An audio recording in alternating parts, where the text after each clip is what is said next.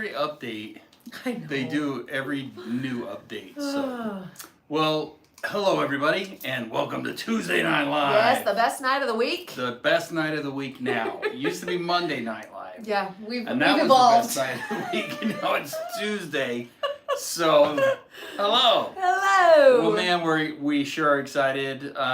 It is wonderful. So this is the lovely Kate Semmens. I am Dean Nixon, out of partly cloudy St. George, Utah. Yeah. And the nice part is it's still somewhat light. I know. So we're getting that time of year where all of a sudden our videos are going to be a little bit lighter, and then at the end they'll be dark. Super dark. It's going to be great. I can't wait for July when it's just like... Oh, I know.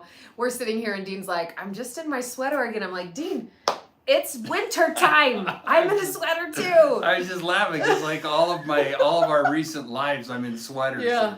It's cold. I live in the desert for a reason. Yeah, totally. So when we get into the summer months, spring and summer, it'll be polos. That's what you'll be wearing. Polos polo and shirts, lighter shirts. So. Yep. Well, we're excited to join you. As always, we like to provide timely personal development and life coaching topics for you and give you things that you can utilize in your life to move you forward, to inspire yourself and others around you, and as Kate would always say, to talk in transparency around the water cooler. Oh, the water cooler. I don't know what you want from me. The transparency, no. That's another situation. That's a whole different topic for another day. But we are excited to do this. We do, as always, we want to talk a little bit as well about some of our upcoming events in not this weekend, but next weekend, I believe it is. Correct. We have our level 1 seminar that we were talking to you about last week. And super excited. A lot of people just had two more people signing up today. Yep. So that was fantastic. Yes. I think it was 2 or 3. 2. 2. It was 3. You're right. I thought you said 3, but then I doubted it. So you are right. We had 3 more sign up today. So it is filling up. So those of you that are out there and it's on your heart, you're ready to level up and ready to really kind of give yourself a shot in the arm for the year. This is your go-to, and we really want those people to come in that are ready to rock and roll, ready to learn and grow and get out of their comfort zones and try new things and learn how to really be empowered. So we're stoked about that. Yeah. And then 2 weeks after that, the 1st of February. So February 4th, which is Saturday, we officially have orientation, our big kickoff for our value-based life coaching certification program. Once again, a little bit of a mouthful, but we always make it through there. So excited for that year-long program that we're going to be working through this next year. Creating individuals that want to become value-based life coaches or just get a really cool skill set. I was talking to an individual just the other day who works in HR for their company, who was thinking about participating and joining the value-based coaching program. And it's such a perfect fit, right? Yes. And you kind of talked about that last week as far as like wherever you're at in your work environment, your business, your family even. And we've got a couple of mothers that just really want to be able to love and nurture their family more effectively in a more healthy manner, and the gauntlet and everything in between. So it's gonna be awesome, man. Yeah, and the skill set you walk out with is gonna be pretty powerful. And I love the fact that as I was sharing last week, it's been 20 years of coaching for me, and I remember those first years and even before the term life coaching was even around, and beginning that process. And so it's years of all the learning and putting it into this process that gives you the skills that you need to really build a successful life coaching program. Absolutely. So if you have any questions about level 1 or the life coaching program or anything else, give us a call, 435-652-1202. So tonight's topic, we are so stoked tonight because we really wanted to take the time as we are going into the beginning of the year, and I was at the gym last night, and it just was crazy because I went at a time I don't normally go, and that's one of my challenges this year is getting there more consistently, and means I'm going to have to go some hours that I'm not accustomed to or normally go. I'm accustomed to it, but just been a minute. Anyway, it was just crazy to me how many people every time, and I talk about this every year, like how many people are there that I've never seen before. And you can tell there's that New Year's resolve, Right. that New Year, I'm going to go, I'm going to do this, I'm waiting for the first year. And I think it's exciting. And I think it's amazing to see all these people walk in and get going and be motivated to really change their lives or to change direction on, well, not necessarily change their lives, but evolve their life. Yeah. And to really kind of give themselves the leg up. And so today we kind of wanted to talk about this from a few different angles. And so I'm going to pitch that over to you with that. I love it. So I saw a meme the other day. So speaking of your experience at the gym and me seeing a meme the other day, and I'm going to butcher it. And you probably, if you were doing the thumb scroll like I was that day or any time around that time, basically the energy behind this post was something along the lines of, isn't it interesting that at a time of year when the plants are sleeping, the trees are sleeping, bears are hibernating, everything's kind of got a blanket of snow still, right? For us here in southern Utah, it's just been rainy. Yeah. And thank you for the rain. But that is when we, in our society, jump into new life, new creation, new goals, trying to incorporate and experience a new lifestyle, all of that language, right? Intentions, resolutions, whatever you jive on. When it's kind of a time of quietness and stillness. And Right. for me, like I said, it's been rainy here, so it's like I could never ever live in the Pacific Northwest, Dean. I love to vacation there. It's absolutely beautiful. Yeah. But when it's cloudy and rainy, all I want to do is like get snuggly on my couch, make some homemade chocolate chip cookies. You know, I got my cats, so of course I've got a cat in my lap, and I just want to like be reading or just chilling. Like that's just what I want to do. So I would be the biggest couch potato, never leaving my house if I lived in Seattle, because that's just a majority of their weather, right? Right. But that really kind of struck me. And you guys know, when we talked about intention setting a couple of weeks ago, just right at the new year, and it really is something that I love. I love new beginnings. I love all of that exciting creation, all the possibility, the dawn of a day, right? Like it's all like that beautiful excitement. But then I got to thinking, like, man, it is kind of out of order a little bit. Like it's kind of wonky. And as well, I'm on a little bit of a tangent. Give me just another minute and I'll pitch it right back to you. You're all right. It's so interesting to me, speaking of like the increase of individuals at the gym and just looking at where I'm at right now, like it's easy to get to this point, and maybe a little, like in a few weeks is when things really start to, like real life gets really hitting, right? And you start to look at, oh gosh, I'm not doing this, I'm not doing this, I'm not doing this, I'm not following through with myself on this, or whatever those things look like. And it's easy to abandon those, right? Where when I saw this meme, I was like, oh, that's really a cool idea, because for me, it feels like this onset of this new year, and I've got all these hopes and these dreams for 2023 and things that I want to walk through and experience.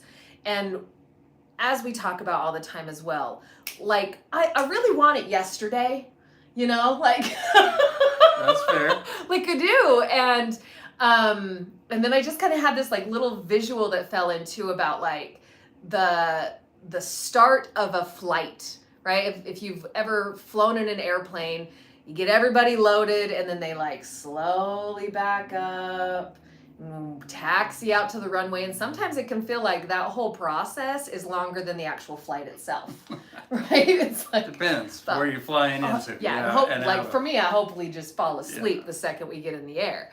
But I'm kind of trying to shift my expectation of myself, I guess, and this is the topic of our conversation today, to feeling like January is kind of that taxiing moment instead of like, I've got to have this figured out. I've got to be right on point. I've got to be in the air and just killing it. Right. Does that make sense? It does. It does. And what really impacts me of what you're saying is it's all about that germination process. It's when I was a kid, I remember my mother taking peas, and we would take a wet washcloth or a wet paper towel, and we would lay these peas in this paper towel, and we would wet it, and we would let it set there for a week or two. And then after a week or two, we'd come and we'd open it up, and all of a sudden you'd have this little pea that has now grown and ready to plant. A little fun, like a little sprout has happened. A little sprout, yeah. and it has sprouted. And so in a lot of ways, that's what winter is. We think about tulips, we think about a lot of the planting that has been done already in the fall. The bulbs are down in the soil.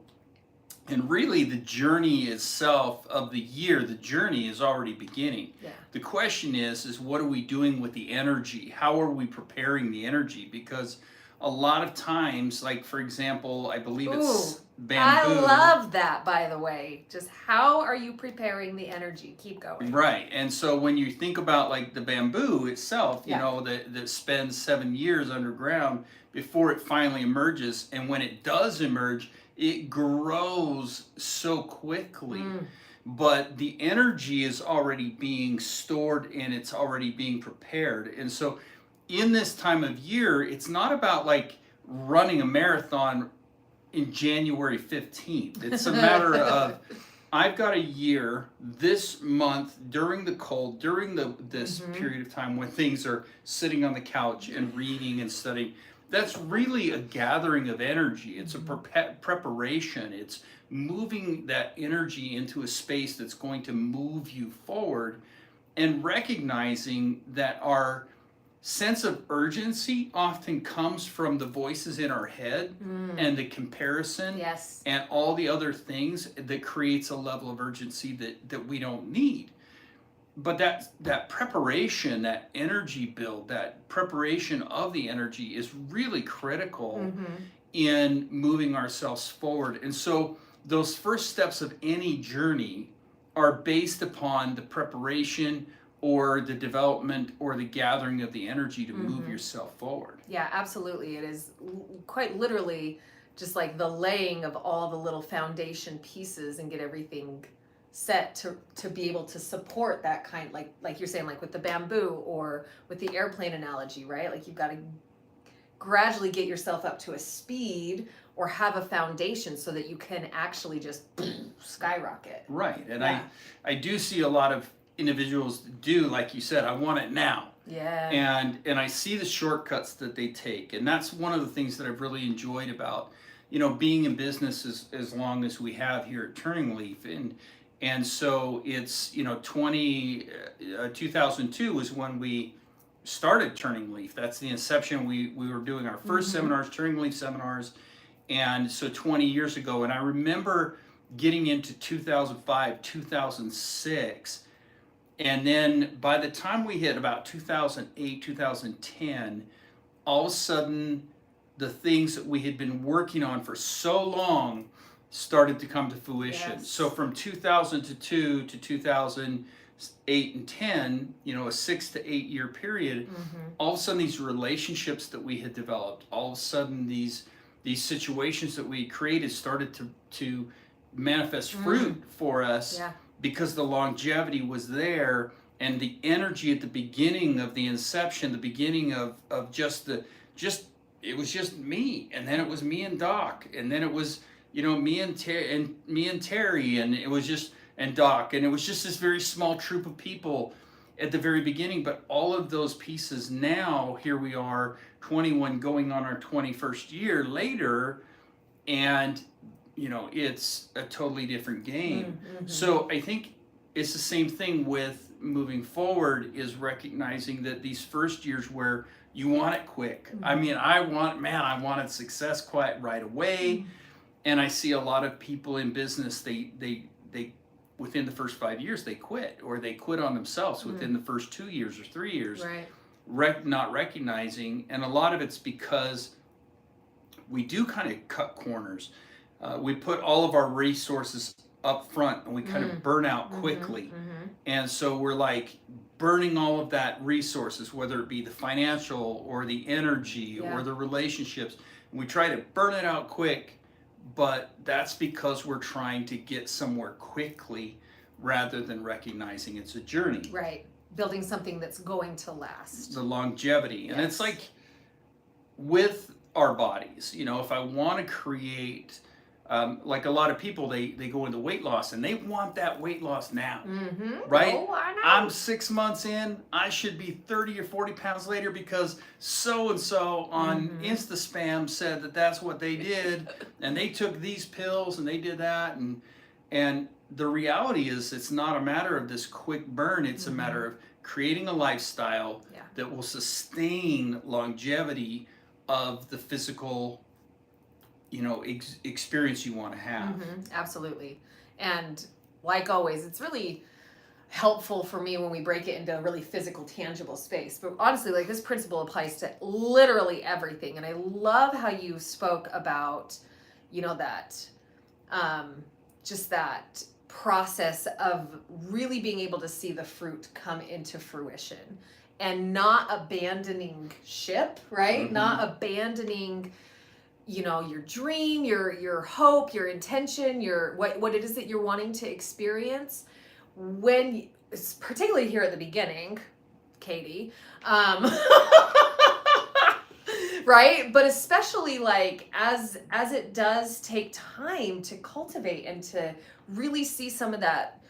I love that fruit analogy. Like, that just really, really landed and works for me, right? Because then the thought that I have is, okay, then likely what I'm experiencing today is a result of the work and the seeds and the preparation that I started doing 5 years ago, 7 years ago, right? Like, and it's just now coming into a manifestation, so to speak, right?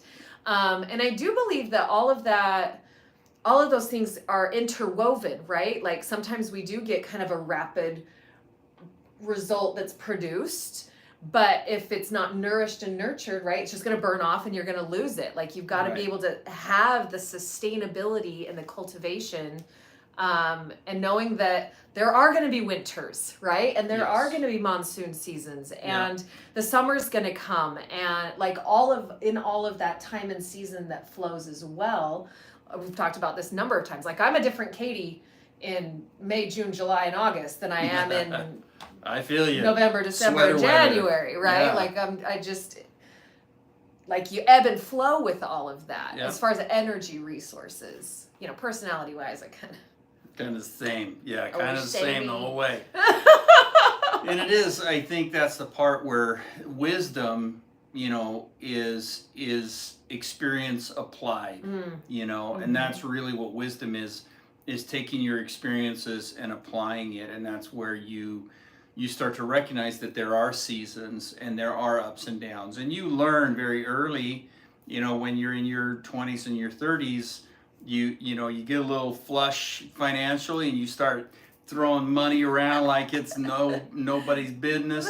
And then all of a sudden, you know, you're back to that, you know, starving, that feast or famine. And so as you start to have those experiences more and more, you start to recognize, well, hold on a minute, you know, now I'm in feast again, but I need to set a little bit aside because famine will come again. You know, it is the ebb and flow, as you said, the winters and the falls and the springs and the summers of life. And that's where that great, you know, wonderful parable, or not parable, but the saying, this too shall pass. You know, when that statement was created, it wasn't created, you know, that this adversity will pass or this trial will pass. It's a matter of this great moment will pass, this trial will pass, all these things will pass. And I can't remember, it was a king or emperor that had this quote created for him. And somebody out there probably knows the story better. Throw it in the chat if you know it. Throw it in the chat. But the point is that really where the wisdom comes is knowing that these things are an evolution and life is an evolution.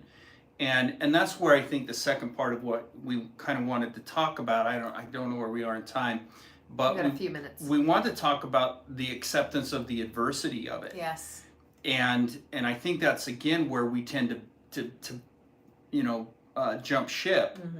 I start struggling on that word, what you were saying. When we start jumping ship when the adversity comes, when the storms come.